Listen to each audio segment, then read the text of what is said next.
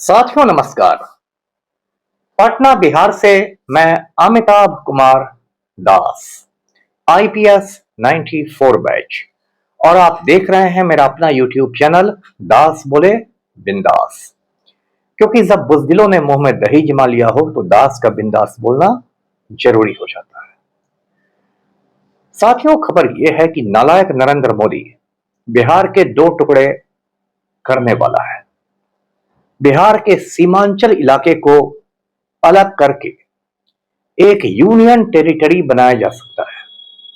Union territory का मतलब हुआ केंद्र शासित प्रदेश। ये वीडियो बहुत रोचक और ज्ञानवर्धक है, इसे आखिर तक दिल थाम कर देखिए। साथियों, कहानी शुरू से शुरू करते हैं। बिहार का जो उत्तर पूर्व इलाका है, नॉर्थ ईस्ट, उस इलाके को सीमांचल कहते हैं। सीमांचल का मतलब हो गया बॉर्डर एरिया। सीमांचल इसलिए कहते हैं इसे क्योंकि ये इलाका जो है नेपाल और बंगाल के बॉर्डर के पास है। पहले सीमांचल एक ही डिस्ट्रिक्ट हुआ करता था, पूर्णिया, लेकिन अब सीमांचल में 4 जिले हैं, 4 डिस्ट्रिक्ट्स हैं। पूर्णिया, कटिहार, किशनगंज और अररिया। मैं खुद किशनगंज का एसपी रह चुका हूं सन 2000 से 2001 तक। ये जो सीमांचल है, इधर कोशी और महानंदा जैसी नदियां बहती हैं और इधर मुसलमानों की बहुत ज्यादा आबादी है। किशनगंज में तो 70% यानी 70% आबादी मुसलमानों की है। कटिहार में भी काफी मुसलमान है। और एक खासियत यह भी सीमांचल की है कि ये अकेला इलाका है बिहार का जहां चाय की खेती होती है। जब मैं किशनगंज का एसपी हुआ करता था और मेरे कोई दोस्त या रिश्तेदार आते थे मुझसे मिलने और मेरी समझ में नहीं आता था कि किशनगंज में इन्हें कहां घुमाया जाए, तो मैं उनको लेकर किसी चाय बागान में चला जाता था। तो ये चाय की खेती भी आप कह सकते हैं सीमांचल की एक खासियत है। अभी साथियों क्या हुआ है कि जो हिंदुस्तान का तड़ीपार होम मिनिस्टर है अमित शाह, वो एकदम सीमांचल में डेरा डाल के बैठा हुआ है। और यदि हिंदुस्तान का होम मिनिस्टर किसी इलाके में आके धोनी रमा दे, डेरा डाल दे, तो माथा ठनकने लगता है। और वो भी अमित शाह जैसा खुराफाती आदमी जिसके दिमाग में हमेशा कुछ ना कुछ डिस्ट्रक्टिव बात, कुछ ना कुछ विध्वंसात्मक बात चलती रहती हो। तो अब ये बात आ रही है कि सीमांचल के 4 जिलों और पश्चिम बंगाल के 1-2 जिलों को मिलाकर एक अलग यूनियन टेरिटरी बनाने की योजना है, जिसे हिंदी में कहते हैं केंद्र शासित प्रदेश। मैं बता दूं कि आज की तारीख में हिंदुस्तान में 8 केंद्र शासित प्रदेश हैं, 8 यूनियन टेरिटरीज हैं। जम्मू कश्मीर है, लद्दाख है, दिल्ली है, पुडुचेरी है जिसका पुराना नाम पौंडीचेरी था, लक्षद्वीप है, अंडमान निकोबार है, चंडीगढ़ है। इस तरह करके टोटल 8 यूनियन टेरिटरीज है आज हिंदुस्तान में। इसमें कुछ यूनियन टेरिटरी ऐसे हैं जिसमें विधानसभाएं हैं, जैसे दिल्ली या पुडुचेरी, और कुछ केंद्र शासित प्रदेश ऐसे हैं जिसमें विधानसभाएं नहीं है, असेंबली नहीं है, जैसे लद्दाख, जैसे चंडीगढ़। तो यूनियन टेरिटरीज भी 2 किस्म के होते हैं, कुछ में विधानसभाएं होती हैं, मुख्यमंत्री होता है, कुछ में विधानसभाएं नहीं होती है, चीफ मिनिस्टर नहीं होता है। तो अब ये बिहार को बांटकर यूनियन टेरिटरी बनाने की कवायद चल रही है। अब देखिए इसमें सरकार बहाना क्या मारेगी, क्योंकि सरकार की नीयत कुछ और रहती है, पब्लिक को कुछ और कहानी सुनाई जाती है। पब्लिक को यह बताया जाएगा कि ये इलाका जो है ये सामरिक दृष्टिकोण से यानी स्ट्रेटेजिक पॉइंट ऑफ व्यू से बहुत ज्यादा अहमियत वाला इलाका है।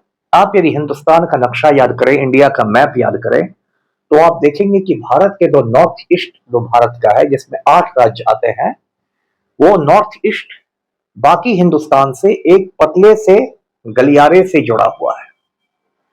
ये जो पतला गलियारा है इसको सिलीगुड़ी कॉरिडोर कहते हैं। हिंदी में कहेंगे सिलीगुड़ी गलियारा। सिलीगुड़ी आप जानते हैं बहुत बड़ा, उधर का उत्तर बंगाल का एक बड़ा शहर है, उसी के नाम पर उसको सिलीगुड़ी कॉरिडोर कहते हैं। लेकिन सामरिक क्षेत्र में इस इलाके को चिकन नेक कहते हैं। चिकन नेक मतलब हो गया मुर्गे की गर्दन। मतलब मुर्गे की गर्दन तो बहुत नाजुक होती है, एक बात आप उसको मरोड़ देते हैं तो वो खत्म हो जाता है मुर्गा। तो इस इलाके को चिकन स्नेक कहते हैं, इस गलियारे को मुर्गे की गर्दन, क्योंकि मान लीजिए कोई दुश्मन देश यदि उस पर कब्जा कर लेता है तो नॉर्थ ईस्ट इंडिया के जो 8 राज्य हैं उत्तर पूर्व के, वो कट जाएंगे बाकी इंडिया से। और अभी बांग्लादेश में जो मोहम्मद यूनुस था उसने भी नॉर्थ ईस्ट को लेके कुछ उल्टे सीधे गलत बयान दिए थे। नॉर्थ ईस्ट में 8 राज्य हैं, 7 सिस्टर्स हैं और सिक्किम को एक ब्रदर कहा जाता है। 7 बहनें और 1 भाई, 8 राज्य है उत्तर पूर्व में।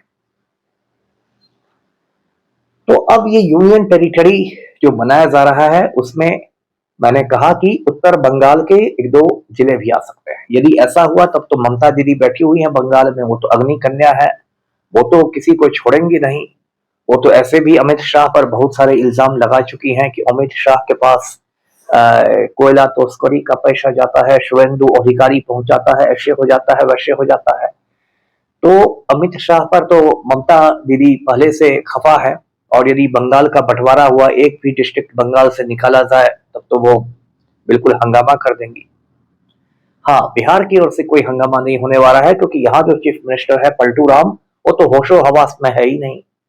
वो तो कभी कहता है कि हमारे पास 2000 विधायक हैं, मतलब 2000 एमएलए हैं, कभी किसी लड़की का हिजाब नोच लेता है, कभी किसी आईएएस ऑफिसर के सर पर उठाकर गमला रख देता है, कभी राष्ट्रगान के समय उछलने लगता है। तो पलटू राम की तो बात ही छोड़ दीजिए।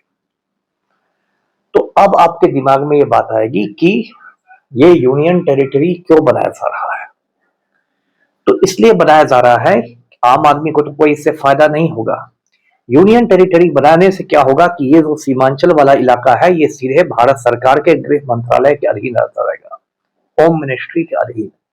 जो भी वहां का लेफ्टिनेंट गवर्नर रहेगा, उपराज्यपाल, वो केंद्र सरकार की चपरासी के रूप में काम करेगा, बीजेपी के चपरासी के रूप में, जैसे अभी दिल्ली का लेफ्टिनेंट गवर्नर काम करता है। उसके बाद क्या होगा कि इस सीमांचल इलाका में गौतम अडानी की मनमानी चलेगी। सीमांचल में जो चाय के बागान हैं, उन चाय के बागानों पर गौतम अडानी की गिद्ध दृष्टि है, बहुत बुरी नजर है। और उसके बाद सीमांचल में जो जमीन है उसको मतलब कौड़ी के भाव गौतम अडानी के हवाले कर दिया जाएगा। यह सभी बिहार के भागलपुर में हुआ है।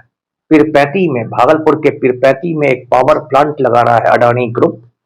बिजली घर के लिए 1000 एकड़ जमीन सिर्फ 1 रुपए में दे दी गई गौतम अडानी को। कितना बड़ा मजाक है। आज के जमाने में 1 रुपए में आपको 1 कप चाय नहीं मिलेगी, और 1 रुपए में गौतम अडानी को 1000 एकड़ की जमीन दे दी गई पावर प्लांट के नाम पर, बिजली घर के नाम पर।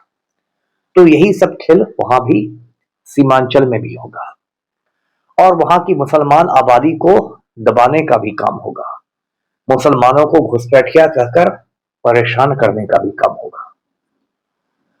तो ये एक बहुत ही मतलब मैं कह रहा हूं कि खतरनाक खेल है। जैसे आपको याद होगा कुछ साल पहले 2019 के आसपास ऐसे ही रातों रात जम्मू कश्मीर राज्य के 2 टुकड़े कर दिए गए थे। जम्मू कश्मीर को यूनियन टेरिटरी बना दिया गया और लद्दाख को यूटी बना दिया गया था। उसी तरह रातों रात इस तरह का ऐलान भारत सरकार कर दी। अब देखिए इससे क्या क्या नुकसान होंगे। पहला नुकसान तो यह होगा कि यदि आप सीमांचल को अलग यूनियन टेरिटरी बना देते हैं तो एक तरह से भारत सरकार मधुमक्खी के छत्ते में हाथ डाल देगी, क्योंकि उसके बाद हिंदुस्तान के अलग अलग कोने में इस तरह की मांगे तेज हो जाएंगी। जो मांगे इधर ठंडी हो गई हैं, फिर गोरखालैंड वाले मांग करेंगे उत्तर बंगाल में कि गोरखालैंड को भी यूनियन टेरिटरी बना दो यदि राज्य नहीं बना सकते। असम में बोडोलैंड वाले मांग करेंगे कि बोडोलैंड को यूनियन टेरिटरी बना दो। महाराष्ट्र में विदर्भ वाले मांग करेंगे कि विदर्भ को यूनियन टेरिटरी बना दो, नागपुर को उसकी राजधानी बना दो। गुजरात में सौराष्ट्र वाले मांग करेंगे कि सौराष्ट्र को यूनियन टेरिटरी बना दो। बिहार के अंदर हो सकता है मिथिला वाले मांग करने लगे, है ना, कि मिथिला को यूनियन टेरिटरी बना दो, दरभंगा को उसकी राजधानी बना दो। तो पूरे देश में एक तरह से मधुमक्खी का जो छत्ता है वो डिस्टर्ब हो जाएगा और पूरे देश में बवाल की स्थिति आ जाएगी। दूसरा जो एक बहुत बड़ा नुकसान मैंने कहा वो है कि गौतम अडानी के हाथों इस तरह यूनियन टेरिटरी एक पूरा चला जाएगा। लद्दाख को भी जो यूटी बनाया गया था, मैं आपको बता दूं, वो लद्दाखियों के हित में नहीं हुआ था। उसमें भी गौतम अडानी के हितों का ध्यान में रखा गया था, क्योंकि जब तक लद्दाख कश्मीर का हिस्सा था, जम्मू कश्मीर का, तब तक वहां आर्टिकल 370 लागू था। उसको एक विशेष राज्य का दर्जा मिला हुआ था। 2019 में आर्टिकल 370 भी खत्म कर दिया गया और लद्दाख को अलग कर दिया गया। तो अब लद्दाख जो है उस पर से विशेष राज्य का दर्जा उस पर से हट गया है और लद्दाख में सौर ऊर्जा यानी सोलर एनर्जी की अपार संभावनाएं हैं। तो लद्दाख की भी सारे संसाधनों को गौतम अडानी को देने का काम चल रहा है। सोनम वांगचुक जो बहुत बड़े वैज्ञानिक हैं, साइंटिस्ट हैं, लद्दाख के ही रहने वाले हैं, उन्होंने इसके खिलाफ आवाज उठाई। तो क्या किया गया, पिछले साल सितंबर में सोनम वांगचुक को जोधपुर जेल में बंद कर दिया गया लाके। कहा गया कि ये नेशनल सिक्योरिटी के लिए खतरा है, कौमी हिफाजत के लिए खतरा है। बताइए, हिंदुस्तान में बड़े बड़े माफिया मूछ पर ताव देके घूम रहे हैं और सोनम वांगचुक जैसे वैज्ञानिक को राष्ट्रीय सुरक्षा कानून में, नेशनल सिक्योरिटी एक्ट में अंदर कर दिया गया है। तो उसके बाद सीमांचल से भी यदि कोई आदमी कहेगा और बोलेगा कि नहीं, चाय के बागानों पर और जमीन पर नहीं कब्जा होना चाहिए अडानी का, तो उसको भी एनएसए लगा के सरकार अंदर कर देगी। तो साथियों, मैं सारे लोगों से कहता हूं कि ये जो सीमांचल को अलग करने की बात है, इसका शांतिपूर्ण विरोध होना चाहिए, पीसफुली विरोध होना चाहिए। पूर्णिया के सांसद हैं, बहुत सीनियर एमपी हैं, पप्पू यादव 6-7 बार से एमपी बन रहे हैं। उनसे मुझे खास उम्मीद है कि वो मुखर होकर इसका विरोध करें और एक शांतिपूर्ण जन आंदोलन, पीसफुल मूवमेंट चलना चाहिए। नहीं तो ये जो रंगा बिल्ला बैठे हुए हैं नरेंद्र मोदी और अमित शाह, ये गौतम अडानी के लिए आम लोगों को तबाह कर देंगे। वीडियो को लाइक कीजिए, शेयर कीजिए, चैनल को सब्सक्राइब कीजिए। धन्यवाद। जय हिंद।